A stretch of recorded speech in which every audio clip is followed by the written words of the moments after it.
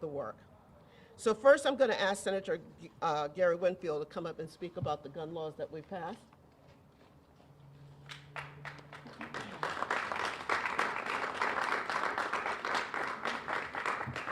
Good morning. Senator Moore took me a little off track when she started talking about my kids. I am going to talk about gun laws, but there's not much to say, honestly, right? Everybody wants to talk about gun laws when we're talking about the violence that we see in these communities. The way that we tend to want to talk about the gun laws is about more punitive laws, actually, although we have been fighting to have smarter laws. But I want to take a step back, because several years ago, there was a shooting at a school in this state, and this body here, the General Assembly, came together to talk about what it is we should be doing in response to that. We didn't just come together and pass a bill. We came together, we put together a committee that investigated what the actions that the state should be taking are and should be. And I remember going to sit before and testify before that committee and saying something that I think is still true today, that what we are seeing in our cities is a slow, banal mass killing, and that this state is doing almost nothing about it. Now, we have looked at some of the programs we've had, and we've worked to defund those programs because the places where this is happening and the people who it's happening to are not a priority. And I feel like this is deja vu, to be honest with you, because I remember, you might remember this, Senator McCrory, we stood at a press conference inside the building, very similar to this, where I talked about the buttons that the children wear and the instances of trauma that they are, and the fact that they don't have one button, that they have multiple buttons, and that means that it's a complex form of trauma we're not even talking about. And what we want to talk about are gun laws. The violence that you're seeing in the community reflects the violence in the lives of these children, because their lives are violent. And I don't mean that they necessarily have somebody acting. I mean that the way that policy has enacted upon their lives is violent. I mean that the things that happen in their lives are going to be violent. And if we want to fix the things that we see, it's not just more gun laws. If we want to fix the things that we see, we have to first admit that policy has built us to this place. And once we admit that, we have to say, well, then we have a responsibility through policy to fix it. And the policy we should have is to allow those who do the work, because there are people who do this work and do it well, but they are not resourced enough, they're not big enough, to allow them to do the work, and for us, as Senator Moore said, to support them. Before I ever did this, I spent a lot of time on the streets of my city working with young people in ways that aren't traditional ways of working, intervening. I know for a fact that you can get to these young people. I know for a fact that you can show them a different way. I know for a fact that you can stop what you are seeing. But you can't do that when you're being starved to death for the resources you need. And so I don't have much more to say, and I don't have much to say on the gun laws, because I don't know how that's going to fix the problem when that is not the genesis of the problem. But I do know that if we stand up and stand with Senator Moore and the people working here and the people doing the work across the state, then we can put the resources where they need to be, and we can think as a collective instead of you have a good program here and we'll bring it over here for now, but we're not going to fund it past the press opportunity. I know that we can actually work to mitigate what we're seeing in these cities. And so I want to thank you for joining us today, and thank you, Senator Moore, for making the call. She called and she asked me, and I was like, why are you even asking me? Because this is important to me, but also because Senator Moore called, and that means that you need to act, and that is exactly what we need to do. Thank you. So now I'd like you to hear from the people who are actually doing the work on the ground, who face this every single day, who all organizations that's standing here today are short of funds and not fully supported. It's not doing one thing. It's a multitude of things that they offer the community in the way of hospitals, in the way of supporting families throughout the whole cycle of this violence. Who'd like to speak first? Okay. And just announce where you're from. Good morning. My name is Glendra Lewis, and I am the project manager for Project Longevity Hartford. For those who don't know, Project Longevity is a group violence intervention program that's implemented nationwide, and we work in collaboration with our community partners, social services partners, and law enforcement partners to proactively interrupt the cycle of violence. And it's imperative that is known. It's a proactive approach to violence intervention, and it requires community, requires social services partners, and it requires law enforcement partners to support our community and to make it safer. Alongside with me is my counterpart from Bridgeport, Harold Dimble, and we stand here collectively with our partners behind us to say we are in it to work with you, not against you, for our community because they deserve it. One thing I would just add to that, the reason why I started working Project Longevity, because I'm tired of putting a Band-Aid on the wound. I raised and born in Bridgeport, and I see the same thing over and over again. They get arrested, they go to jail, they come home. They have no jobs, it's hard to get jobs, they go back into the system. That's what's been going on. And Project Longevity gave us a chance to get out to the neighborhood, find out what's going on, and try to fix a problem. There's never been a program like that before, where the police department know who you are, and we have meeting with them, and then we go out and we meet with that person. But not just them, we meet with their families. And we try to bring everybody in together. We bring in the community, we bring in the pastor, bring them all together. That's what this city needs to get back on point, to bring down the gun violence. We have to be one.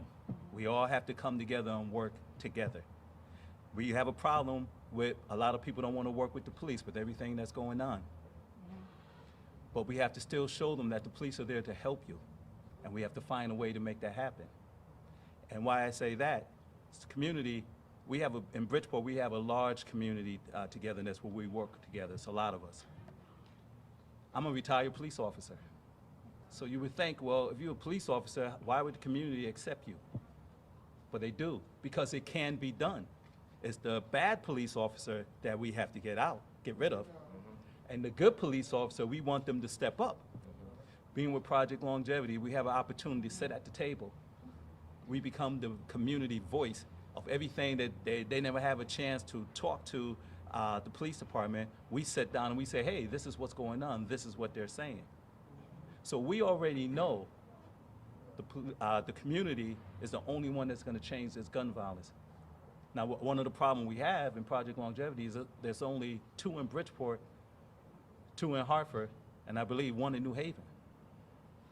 How do you handle 83 clients with 2 people? How do you get out to every house with just 2 people? How do you get out in the neighborhood and get people to work together with just 2 people? So this is what I mean about putting a Band-Aid on the wound. Let's take the Band-Aid off, fix the problem. And together we can do that, all of us together. Right? And I want to again thank Senator Moore for making this happen, and hope we can move forward and positive things can happen. Thank you. I just want to say one other thing. I'm so sorry. I just want to say one other thing. Project Longevity's message is this. We want you alive. We want you at home. We need you with your community, and you are valuable. But most importantly, we need the violence to stop. And if we're asking for that and we're requiring that, then we need to all come together and have that same message. We want you home. You are valuable. We don't want you incarcerated, and we definitely don't want you dead. We need to say that, and we need to say it together. Thank you so much. Thank you.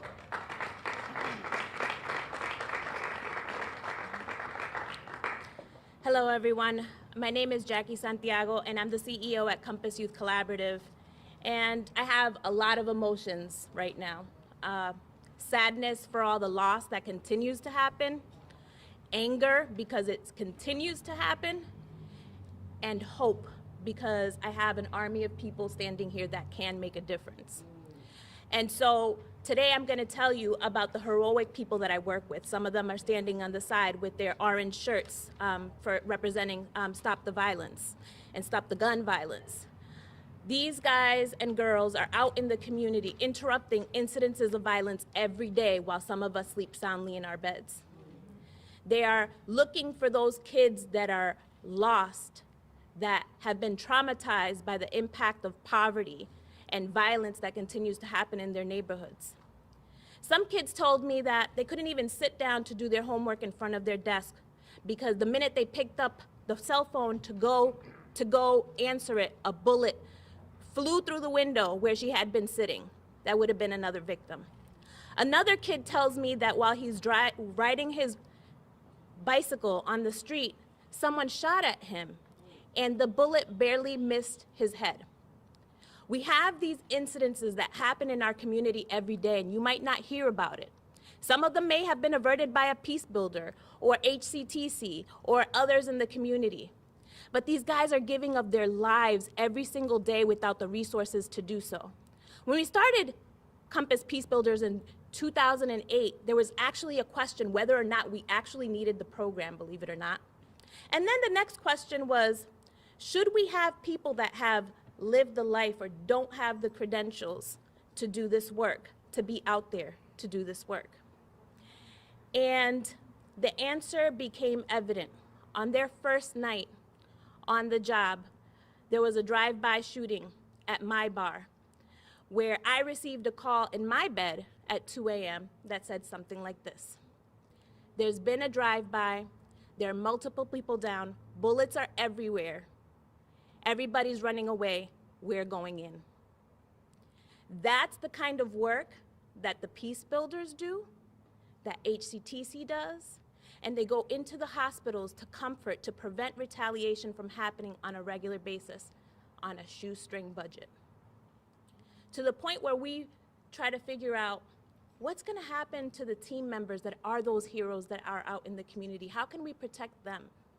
How can we stop this cycle of violence from happening in the future? How can we get people to understand that investing in a young life now and investing in violence prevention can decrease the cost that you're paying to incarcerate people, that you're paying for a death or somebody that's in danger? And we want to be able to send that message because it's not an easy answer, and it requires a lot of systems working together for the good of these kids. Because at the end of the day, we have a community that's traumatized and needs to heal. And this is a pandemic. As we wear our masks, we have to remember that this public health issue, also, we need to stop the spread here too with gun violence. We need to, just as we're investing in medical equipment and doctors and surgeons and all of those things, we need to invest in the healers of this community because they're the only ones that are going to truly have long-term impact. We cannot simply arrest our way out of this problem. And so I am thankful that I have the opportunity to work with heroes every day, that I have so many people standing behind me, and that we all recognize that we can't do this alone. We need each other to really have the impact that we're going to have for our future generations and to stop this violence. I thank you for your time.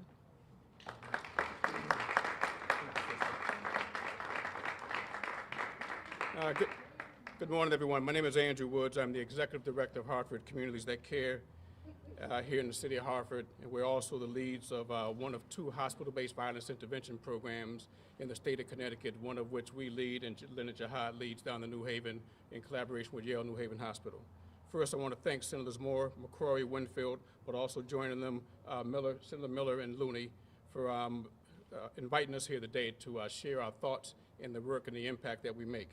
Their leadership in the Senate has been consistent, and I'm glad to stand here with them and all my partners and advocates from Hartford, Bridgeport, and New Haven. Secondly, the killing in children and teens is unacceptable in our neighborhoods, and it has always been, on any level. As long as I've been doing this work, I can never recall feeling as powerless and afraid for the people in our community. Right now we are raw. Right now we are afraid. Right now we are concerned for our own safety. And I'm not just talking about the neighbors in our community. I'm talking about those that do the work, those grandmothers and those parents and everyone that has to get up and contemplate whether or not they're going to come home safe at night or at all. Since 2004, our Hartford Care Response Team has served over 1,200 victims of violent crime and families, connecting survivors to mental health, medical care, employment, training, and other victim service supports. We're one of the few in the nation that actually work with doctors and nurses that go in and do wound care and route clients back to primary care, also for behavioral health supports. Why is that important? Interestingly, the vast majority or a significant amount of gunshot victims are actually repeat victims. And these are victims that if they don't get the kind of supports and services, the mental health supports, they act their risk factors for being re-injured actually increases 20% over 5 years. And believe it or not, within 5 years, once you're shot, it's a 20% likelihood you're going to be murdered within 5 years. In Hartford, Bridgeport, and New Haven, typically if a gunshot victim is found dead in the streets, a law enforcement officer will tell you they had a weapon on them. Why? Because that person is afraid of being re-victimized again once you're injured the first time. And that goes for whether you're a domestic violence victim, a sex assault victim, who the hell wants to be a victim?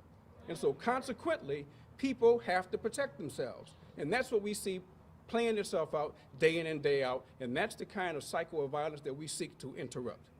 Last year, our neighbors experienced an uptick in shootings, which we believe was and still is connected to the pandemic. COVID-19 also has carried the uncertainties, and this is why, of employment, the uncertainties of employment, threats to eviction, decreased social and emotional supports, and that traumatic impact these conditions have had on our children and adults alike. In Bridgeport, New Haven, and Hartford, the violence frontline interveners that you see here standing with us are trained to prevent this instances of violence, but also it extends to the tragedies of recidivism and retaliation that I just got through speaking about. I'll end my piece with this. Boys and men of color are at significant risk in every urban community in this nation, but interestingly, they're the ones who get the least support, the least empathy when they are victims of violent crime in their communities, when they are just trying to get up, go to work, go to school, and get the less support from folks like ourselves or others, policymakers, you name it, when it comes down to treating and attending to the needs of our community, especially boys and men of color. And so in closing, I look forward to working with lawmakers and my colleagues to apply lessons learned, integrate efforts long fragmented, and reflect a strategy tailored for this moment and time. Last speaker, at least for frontline workers, is Leonard Gerhardt from New Haven. Brother.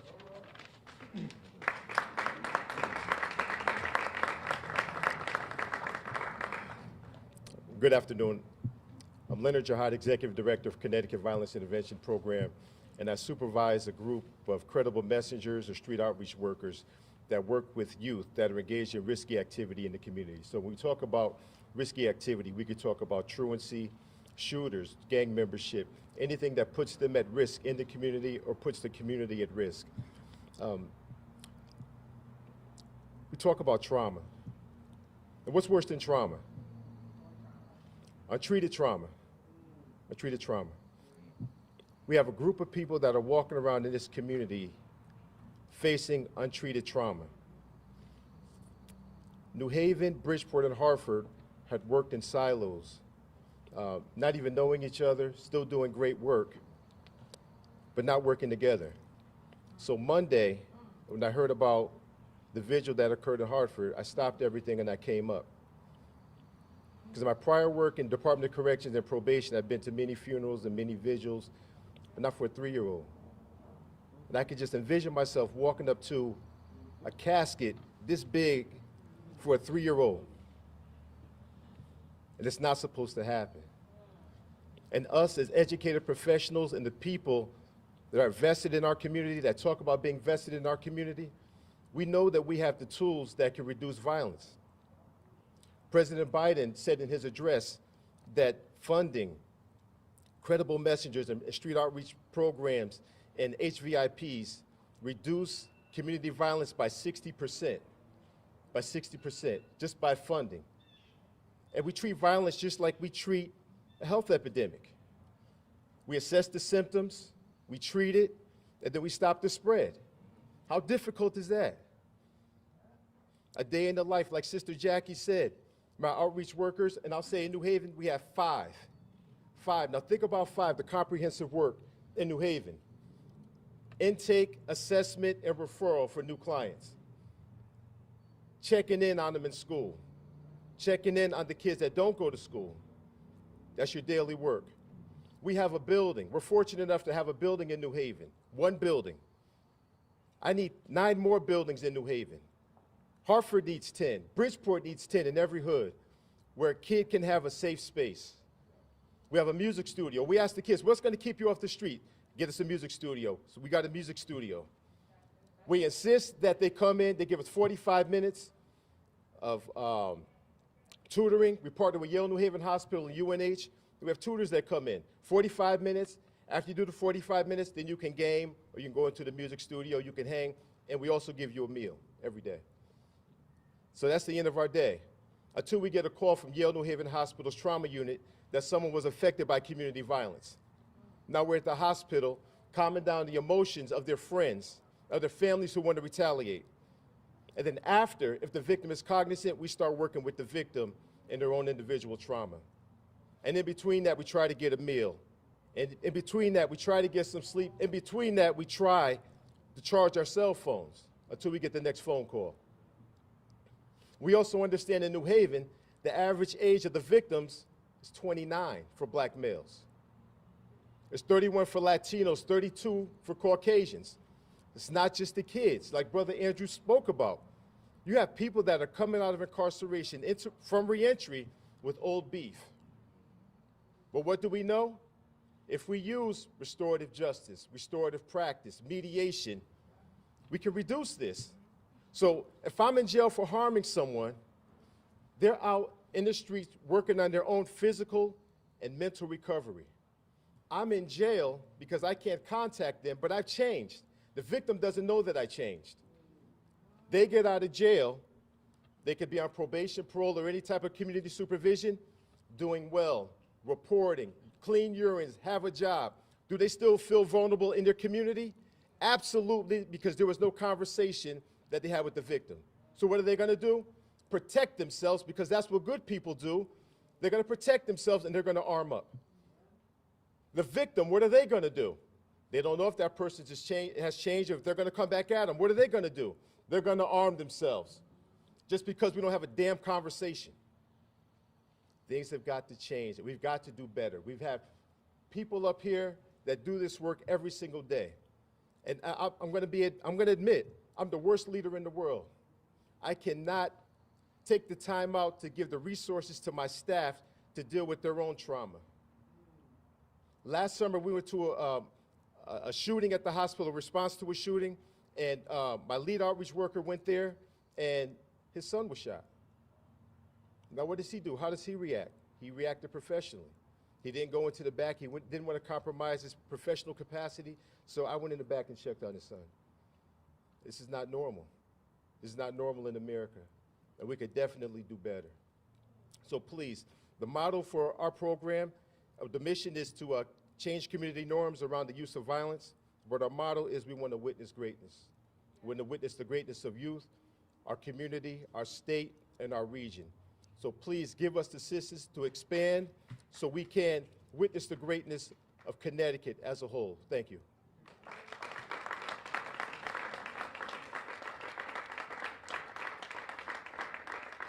I'd like to give the opportunity to Senator Looney. Would you like to say anything? Just very briefly, thank you. Thank you so much to Senator Moore, Senator Winfield, Senator McCrory, Senator Miller, helping to organize this event. I just wanted to be here in support of our colleagues who have, again, highlighted this issue, which is unfortunately perpetually with us as a consequence of poverty and hopelessness that we see in so many places. We've heard the stories of what could be a successful model if we can get it fully funded and replicated throughout the state. Better community outreach, expansion of more programs like Project Longevity and others. But I think today we all share that passion. I have a 3-year-old grandchild, just as Senator Winfield has 3-year-old twin children.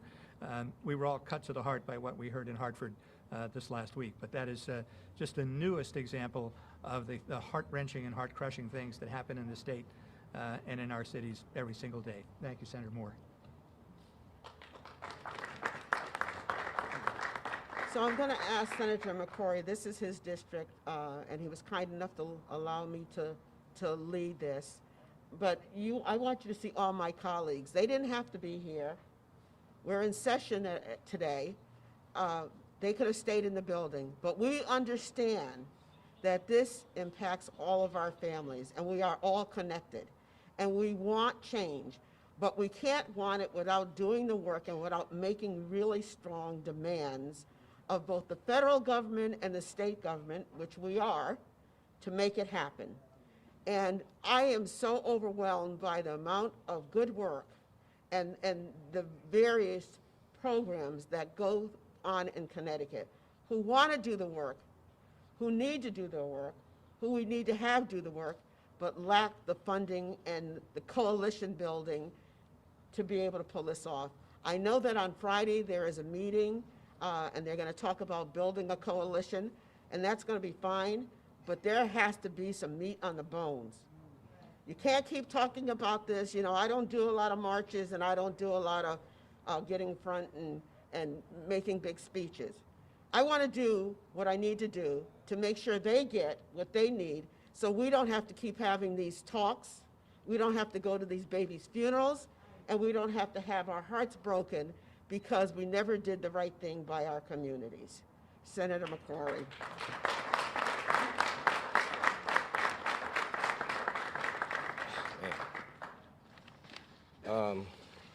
Good afternoon, morning. So last week when this 3-year-old was killed in my district, it took that day that I realized how traumatized myself as a father, as an educator, as a leader in this community, that how traumatized I am. Because for 48 hours, I didn't know what to do for the first time in my life. I did not watch social media. I didn't pay attention to the news. I did nothing. I had no answer. I knew something had to be done, but I really didn't know what to do. I'm a 30-year educator. I've seen teenagers get killed many times in Connecticut, many times in the school systems that I worked in. But nothing prepared me for what I and we all as a state experienced last week. So when Senator Moore called me, I knew it was gonna come from a woman. I knew it was gonna come from a mother. I knew it was gonna come from somebody who is so impacted by this. I thank you for reaching out to me, because I didn't know what to do, sister. And when you wanted my help, of course I'm gonna be there. Absolutely. Guys, we are in a situation in this state where if we don't pivot from what we have been doing for the last 30, 40, 50 years and start listening to the people who've been doing this work for 20 or so years, then we're falling into that same trap I knew what would happen last summer, when everybody talked about COVID-19, but we forgot those other pandemic. which is historical, institutional, and racist. And we fell back into the trap. We fell back into the trap because we passed one piece of legislation and we got comfortable again. That's not happening no more. No, no. My colleague, Senator Winfield, talked about policy. And these people back here talked about resources or what needs to happen. What needs to happen to save our community, save our neighborhoods, save our families. This is a term called ACEs, adverse childhood experiences that you guys associate with. Someone talk about what's worse than, you said what's worse than trauma? Untreated trauma.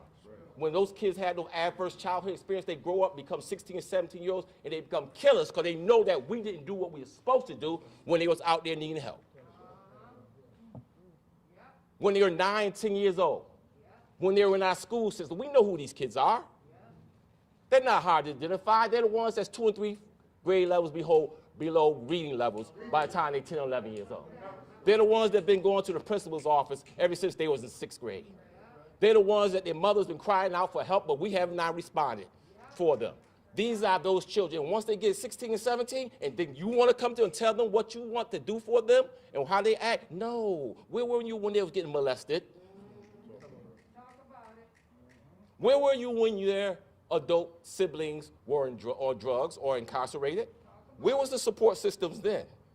Oh, we're going to change that? Because, see, when Connecticut wants to change things, we do it. Gary talked about what happened after Sandy Hook. We saw what happened when we had criminal foundations. We found a funding stream.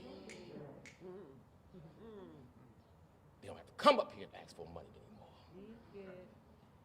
We're going to find a funding stream for organizations that are doing the work, for the communities that need their mental health. I know one. We talk about we want to do gaming in Connecticut. We want to bet. Well, I'm going to bet on my people. I want a piece of that bet. I want a percentage of every bet we make in Connecticut if we pass that legislation to help support these people that are doing this work. I think that makes sense to me. I think it makes a whole lot of sense to me. So listen, I don't want to keep you guys up here all day. These people that we're talking about live in some of the most disadvantaged neighborhoods in this country. Not just in Connecticut, in this country. Hartford's one of the poorest states in this country. Bridgeport and New Haven is not that far behind. These people, these constituents, these neighbors, these friends of ours, they have the least family resources. It's not like they can lean on their uncle, their aunt, for financial assistance. We all live in the same community. We all drink the same water. We all breathe the same air. They attend some of the worst schools in America. Look at the data. Look at the data over the last 30 years. They face the toughest time in the labor market, chasing jobs that pay minimum wages. Come on, you know that's what's going on. Taking a bus, 2 buses to get to their destination and maybe getting back. And if they start to make a little bit more money, the resources that we do provide as a state get cut. When you want to lift yourself up, they always find a way to pull you back down. It's systematic. And lastly, they live in neighborhoods where violence is an everyday occurrence. And just because you don't see it on TV every single day or in the newspaper, it's happening. It's happening. So, in closing, some of the things, you guys have a coalition. I just know some of the things we have to do, we have to be a little creative. When these mothers and grandmothers and grandfathers come to us and ask for support, we got to be a little different. We got to start maybe relocating families from places where they are to places where they need to be. Maybe just on a temporary basis. We got to start taking some of these kids in schools who are having problems in school, taking them out on a case-by-case basis and placing them somewhere safe for a while till we can figure it out. Because we can't figure it out right now. We're in the midst of it's a war going on. There's a war going on, folks. If you don't know it, if you don't live in my community, you don't live around my community, we got a war going on. And we're perpetrators and victims. I just read an article my colleague gave me, Matt gave me, said that black men between the ages of 18 and 35 years old are 39 times more likely to be killed. 39 times more likely to be killed than a white person. That's crazy. Black men make up 6% of the population, but 53% of the victims? If that was happening in any other community, the presses will be stopped. We'll say, we're going to figure this out. We'll evaluate it, and we'll do something about it. So it's time for us to act. It's time for us to act. No more pleading to come up to state leaders and ask for $100,000 to do this individual program or that individual program or that. No, those days are over. We're not doing that anymore. The mentality of the people that stand behind me, we're not operating like that anymore. We can't. We've been sitting here to do the business of the people, and that's what we're going to do. Thank you.